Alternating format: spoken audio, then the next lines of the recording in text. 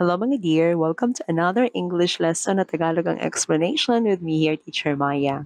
And for this video, i-explain ko kung ano ba ang kaibahan ng conjunctions sa conjunctive adverbs. So please make sure to subscribe to this channel kung gusto niyo pang mapalalim ang kaalaman tungkol sa English language structures para sa mas tamang paggawa ng sentences for communication or exam purposes.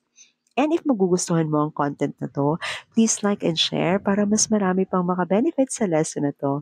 Maraming salamat po. Now, ang conjunction ay isa sa mga parts of speech na ginagamit pang connect ng words, ng group of words na tinatawag nating phrases, kagaya ng noun phrase na a group of words, at ng mga clauses or group of words na merong subject at verb, kagaya ng I am sick. Subject ng I, linking verb ang am. Minsan pwedeng makapag-stand alone as a sentence, tinatawag siyang independent or main clause. Minsan hindi, dependent or subordinate siya. So, sa pamamagitan ng conjunctions, makakapagrugtong tayo ng mga words, phrases, at clauses sa sentences.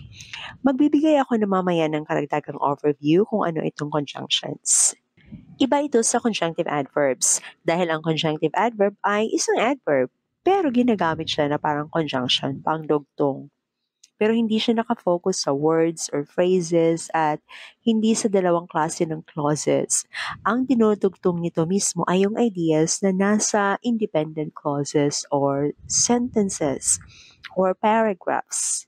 Mas nakafocus ang conjunctive adverbs sa relasyon ng ideas ng bawat sentences or paragraphs or minsan ng independent clauses.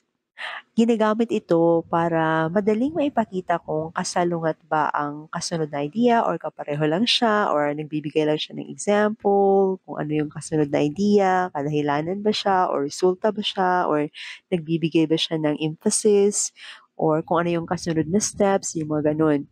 Kaya ito ay tinatawag na conjunctive adverb dahil ipinapakita nito kung paano naging konektado ang mga ideas.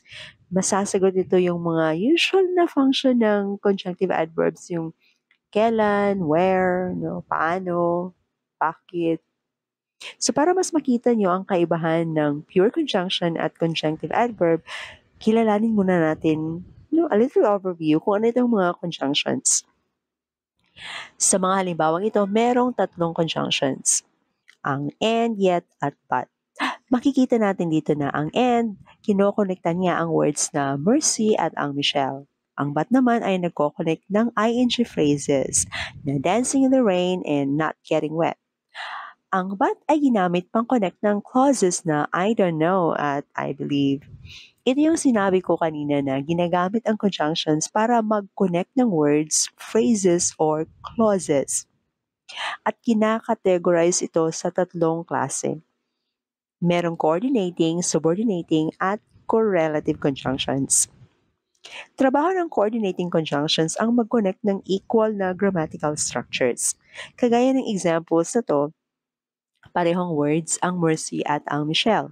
So equal grammatical structures ito, parallel structures. Ang dancing in the rain and not getting wet ay parehong phrases at parehong ing phrases.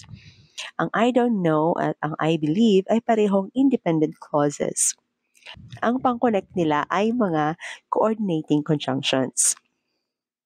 Dapat tandaan na kapag clauses ang kinoconnect ng coordinating conjunctions, ang mga clauses ay independent clauses.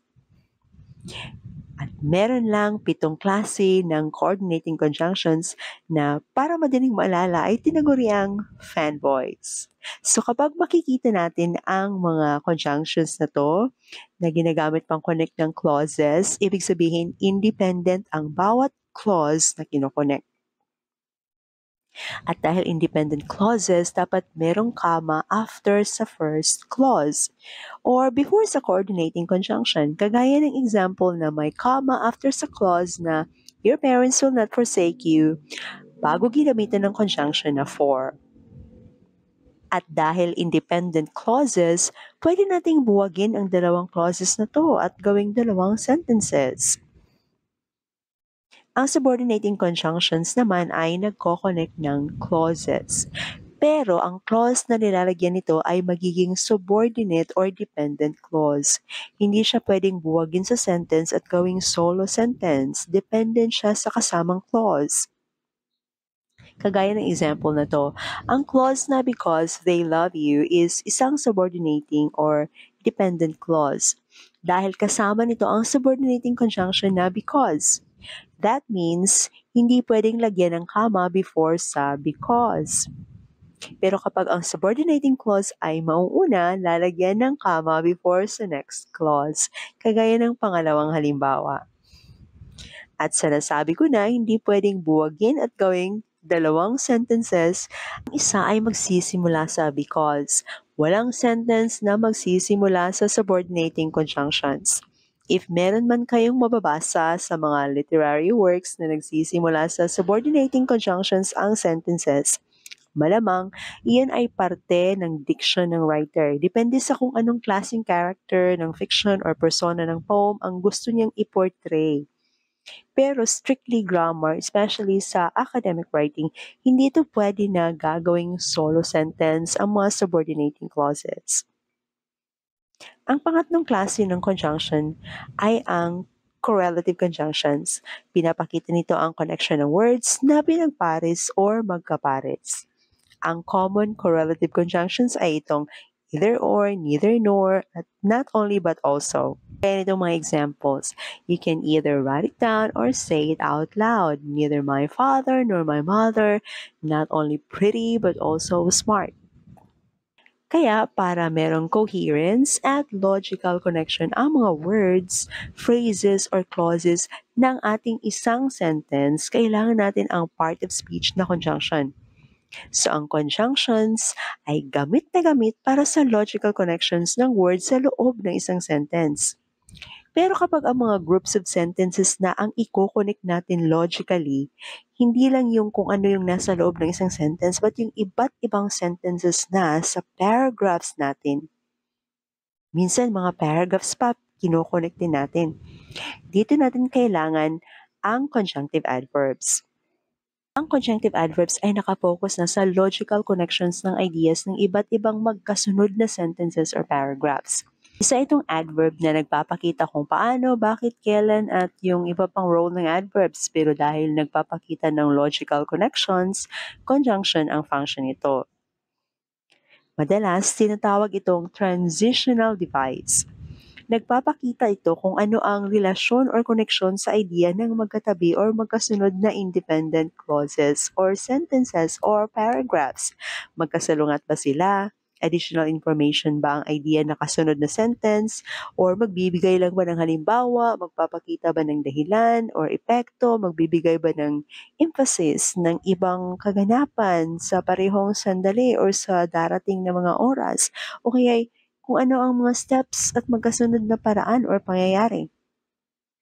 So maiiwasang malito ang readers ng mga sinusulat natin o kaya ng audience kung dinideliver ang message orally dahil merong transitional device or signal or clue kung ano ang koneksyon ng kasunod na idea sa naunang nasulat or nasabi. Magiging smooth or suabe or organized ang pag-present natin ng ating mga ideas sa paggamit ng conjunctive adverbs. Kung hindi natin gagamitan ng conjunctive adverbs, may tendency na magiging confusing ang presentation of ideas natin. Ito yung mga common na ginagamit ng mga transitional devices or conjunctive adverbs. At kung paano gamitin ang conjunctive adverbs, tingnan natin itong halimbawa. Functions ng conjunctive adverbs ay magpakita na kasalungat ng naunang idea sa kabilang sentence ang kasunod nito. Isa sa mga transitional devices na makapagpakita ng koneksyong ito ay itong however. So, ganito ginagamit ang mga conjunctive adverbs gaya ng however. Dito ang dalawang sentences na magkasalungat, hindi maka-attend sa wedding ng kanyang brother, at yung makakapunta sa reception na ay pinakita sila na magkasalungat gamit ang however. Makikita natin na ang however ay ginamit after sa period ng sentence ng ng first sentence at meron itong kasunod na comma. So tandaan natin na ang mga conjunctive adverbs gaya ng however ay susundan ng comma bago ang sentence na idudugtong nila sa nauna. Pwede ring ang conjunctive adverbs ay hindi period ang susundan but semicolon. Nangyayari ito kung ang dinudugtong nila ay mga independent clauses.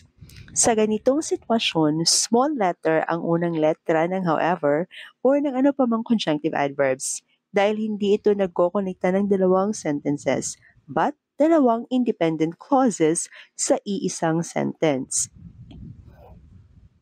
Kung ang dalawang sentences na to or ang dalawang independent clauses na to ay walang conjunctive adverb, hindi agarang makikita ang kasalungat na koneksyon ng dalawang ideyang magkasunod. Pero kapag nandyan ang conjunctive adverb na however, madaling mapapansin ng nagbabasa or ng nakikinig na ang kasunod ay kasalungat na idea pala.